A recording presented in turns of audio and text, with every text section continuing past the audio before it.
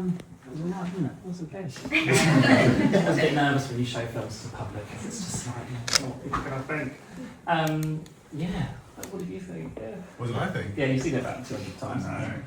Yeah. Sort of a bit numb to it at this point. Yeah, I think so. I think so many times, but it's good to have a London yes. reaction to it. Very good. It's interestingly different to the Plymouth one. How so? Like you guys reacted to different things than they did. There was different points of laughter in the Yes. auditorium, that's for sure. Yeah, you always kind of like count the points of laughter. Yeah. Like, oh, okay, wasn't expecting that to be so funny. But, yeah. Possibly because in Plymouth there's more of a chance of people recognising themselves or recognising other people in it. Yes. So it's more likely to, I guess, trigger laughter in that regard. So. So I've got a few questions for you. I mean, we would have another Q&A person, but I couldn't find one in time, so I thought we could just make this into a sort of casual conversation. Yeah. So I suppose, just for the benefit of our wonderful London audience, of course, I mean, what inspired, I mean, I'll do the typical cliche question, what inspired you to make this film, basically, like that? Like, what drove you, how did the seed get planted? Obviously, you live in Plymouth, so of course it's a part of that, but how did it get planted, the sort of seed, really? I mean, Plymouth has an epidemic of abandoned buildings and derelict sites, not just nightclubs, but like all across different entertainment centres. And so the idea of this was meant to be a documentary about all of them, all at once, in 20 minutes. And I soon realised that it was going to take longer than that to just do, so I chose one, and that was 35 minutes. So if I were to do all of it, it'd probably be like a mini-series. So it was just a desire to explore what the insides of these buildings were, what their history were, what story they told, what people were involved in those buildings, and what it was, and just make a story out of that. I suppose. Yeah, absolutely. I think one of the things that's quite interesting, I think, with the documentary is obviously as soon as you showed me a rough cut, I was like, I have to be involved. This is I think this is great, and hopefully you'll kind of liked it as well. So. But I think it's obviously we didn't live that time, did we? We didn't live the 90s, so it's interesting to kind of be sort of have a period sort of obsession over it, and obviously rave culture. And we find ourselves in quite a strange moment now, where of course I suppose it's returning back to the sort of roots of rave, where we now go back to house parties, clubs are obviously shutting left, right, and centre across the country and even over in the world. So, what is it about that kind of part of culture that interests you? I suppose. I'm not really much of a clubber, mostly because the clubs nowadays are shit. But if the warehouse existed then, I would go. It's like I don't want to draw into like some kind of biases of I think the past was better. Yeah. In some ways it was, in some ways it wasn't. But if the warehouse existed now, I would go. If I existed then, I would go. But the fact of the matter is that most clubs nowadays are just copies of each other. Similar to how the club scene was before the rave scene kicked in. Yeah. So potentially there's like kind of a chasm of whatever's whatever the movement is to come, possibly. Yeah, definitely. But yeah. Obviously we use a lot of different formats, archive, talk us through that process, of course, because archive is sort of, if anyone's ever delved into it in documentary, sort of no mean feat. It's pretty difficult to get licensing and rights to everything. Everything we've obviously got licensing and rights to everything in there. Most of it might be the limitations of internet bandwidth, of compression and like extracting the best I can from whatever's on the internet. But also, I was given a few tapes. Like a lot of the stuff that you see. You had a treasure trove. Yeah, a lot of them were given to me like tapes and I digitized them and made them like high-end ProRes cinema format. So that was good. But some of them, few trinkets, I just had to like literally grab from the internet, from YouTube, and get and present in its whatever form it is, because there's no amount of due diligence that you can do to get the best footage you can. Either the original source owner is reluctant to give it to you because they don't know your intentions, or two, it doesn't exist at all. Absolutely. So and of course, it was a bit tricky. Yeah, no, absolutely. You put out a Facebook post, didn't you, on Facebook, asking for, does anyone want to come forward to interview for this film? Yeah. What was that process like? Who came forward? What was all that about? I had no idea about anything to do with this club. Yeah. Prior to doing the interviews, it was like a Google form that I put out on Facebook on various group chats, and just like ask people to come forward if they had any archive or if they wanted to do an interview, tell some stories about their time there. And I collected, coalesced a lot of the history and timeline of it through sort of accounts, through voiceover, like through interview witness testimony. Yeah, absolutely. But and then constructed the edit through that. I mean, the longest process for this wasn't the edit per se, but the audio edit.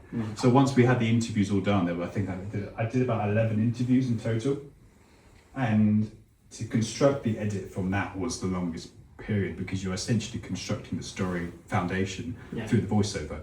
But because you did your radio edit first, yes, you? Before your picture edit. So once that was logged, it was pretty easy to put all the visual stuff onto whatever voiceover was there because the story was locked as well. Yeah, and obviously that's quite an interesting thing, isn't it? Obviously doing a radio edit first before providing pictures. Of course, some people usually do the other way around.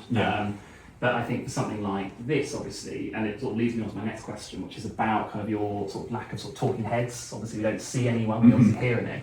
What was the choice to do that? I mean, I can't compete. I think it's a good choice. I'm biased, but in some way, I've sort of played to my strengths, because I can't really compete with a Netflix documentary that is shooting in ProRes, like Arri Alexas on like a backdrop of a studio that they've hired. Like so partly logistical. Really. Yeah, like the best camera I have and the best setting I have is not up to scratch to that sort of level. So I'm just like, oh, fuck it, I'll just do it all audio. And also it doesn't matter who they. I don't want to. You guys don't want to know who they are necessarily. You just want to know what their stories are, what stories they tell, and there's a certain anonymity to what they tell.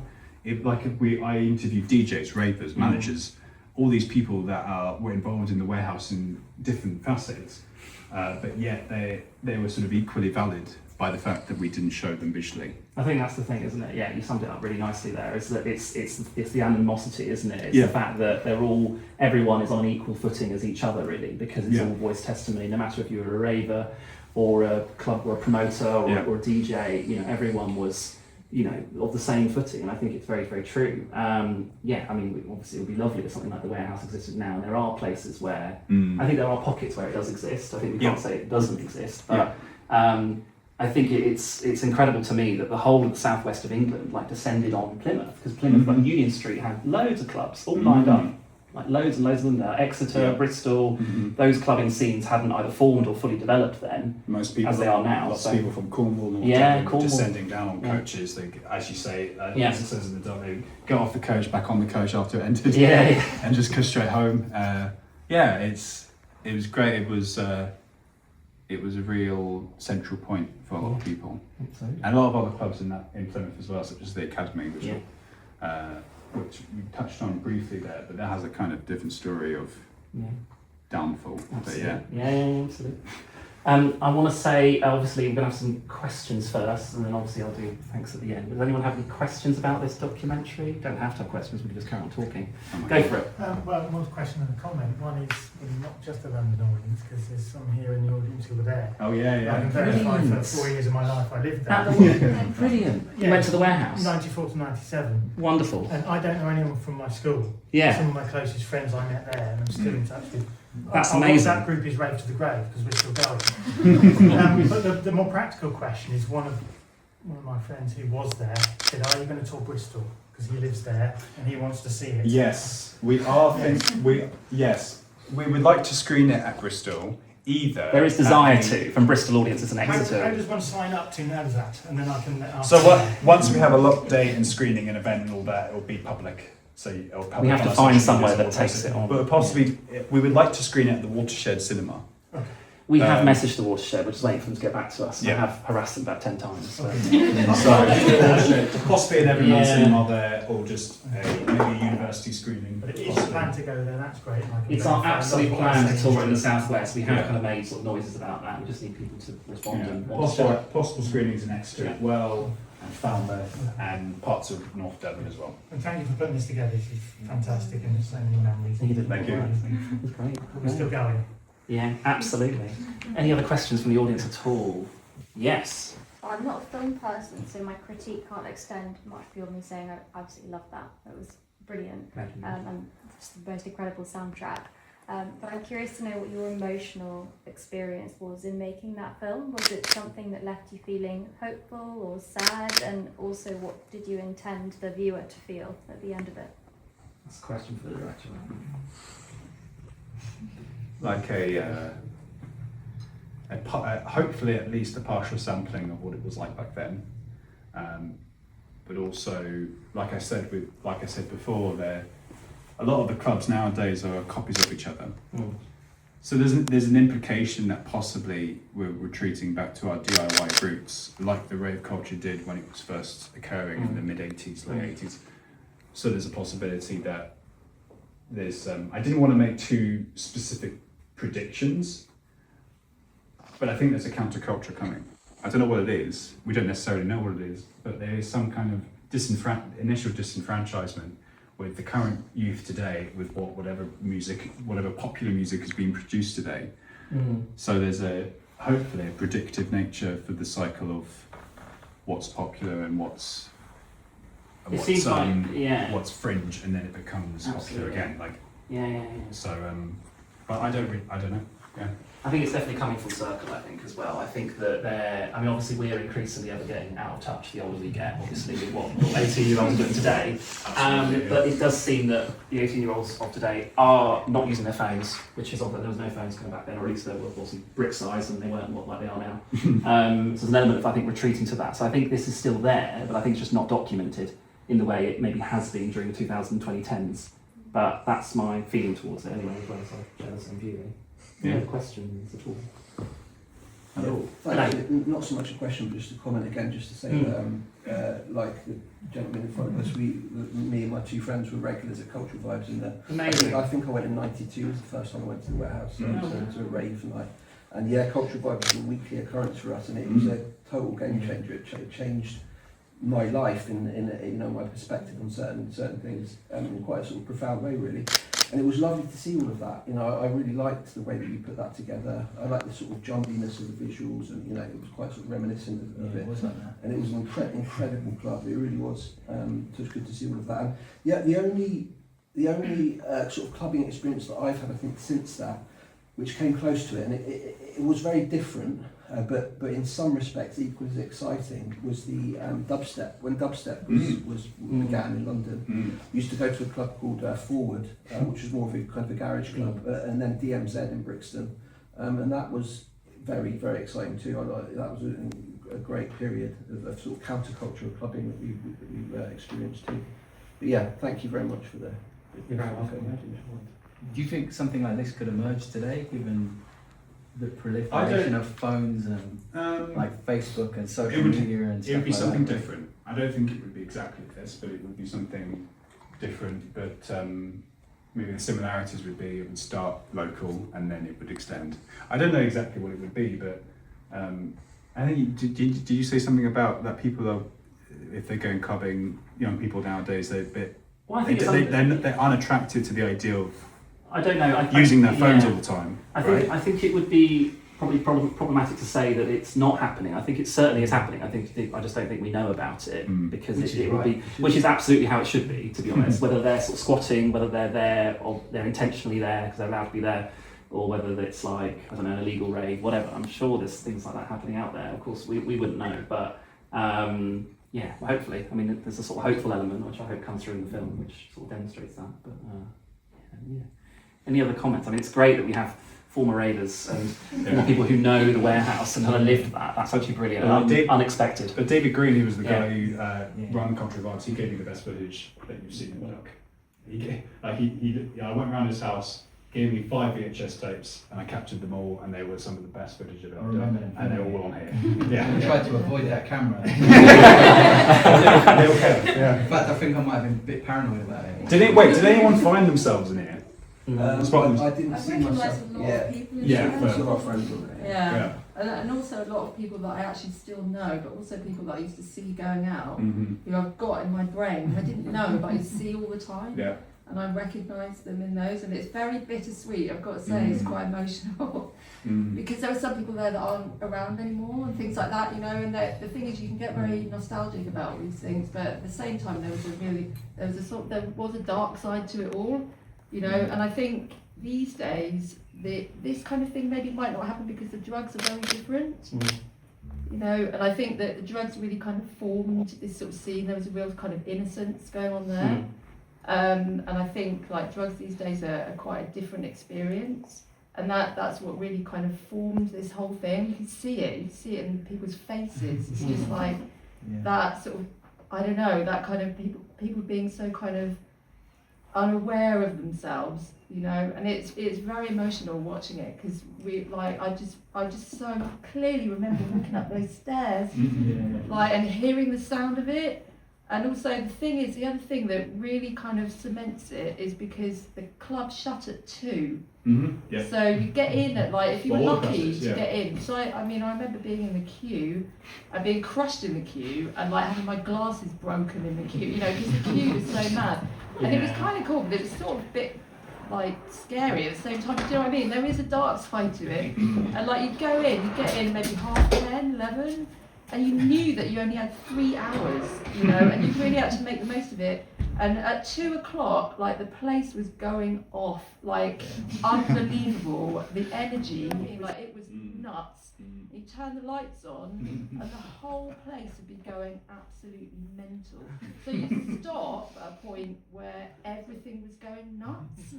So I think that's the thing that made it amazing. You know, you didn't stop at the end where it all petered out. You stopped at the point where it was absolutely insane. And then everyone went to the Toys R Us car park, or went on the Ho, or went and danced, you know, and had their own parties out in the street or whatever. Because you had to, because you couldn't get to sleep. It's like, when am I going to go to sleep? Oh yeah, like 11 o'clock. So, you know, like, so you had to kind of just do stuff. And that was the mad thing about it. It just ended at 2. I walked out to a full-on riot with like Matlows fighting like Marines and like. It's violent. It's certainly in our If shit came in, you'd get all the sailors, the Matlows, and that's why Union Street is so dangerous.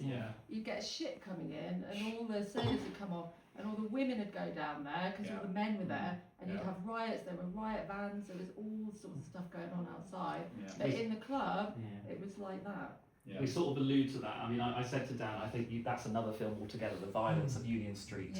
And through the decades, actually, and there's endless archive on that as well. So I don't know whether we'll end up making Plymouth films all the time. There's lots there. There's lots in that city, because it's such a melting pot of different things. I'm from Plymouth. I was born in Freedom Fields. That probably doesn't mean anything yeah. to you, doesn't it anymore? I'm a Janet, so I'm from Plymouth. There you go. The more you know.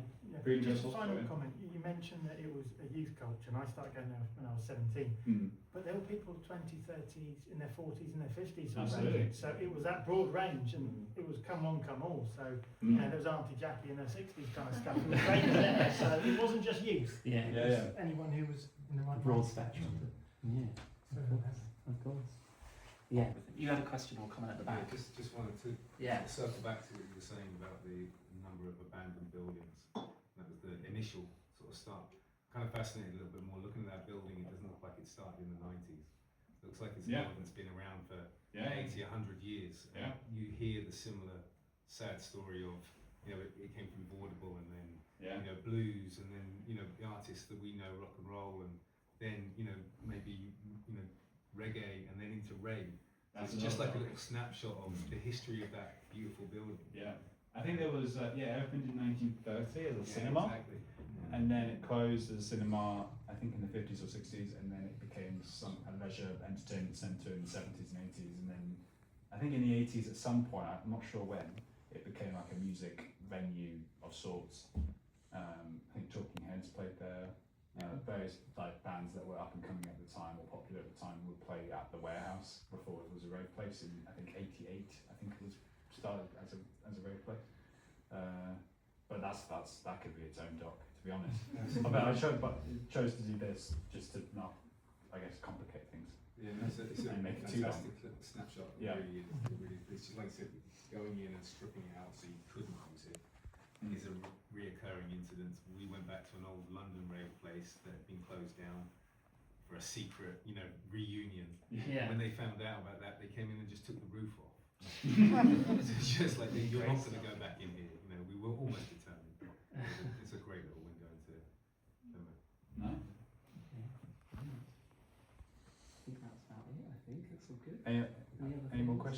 No?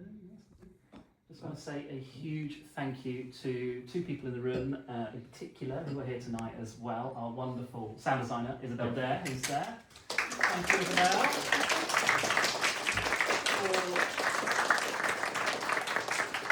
For a brilliant soundtrack, mixed in Dolby Atmos, no less, and obviously just the 5.1 in here. Yeah, thank you so much for everything you've done for the film, and for Zane Harris, our wonderful colourist. Thank you, Zane.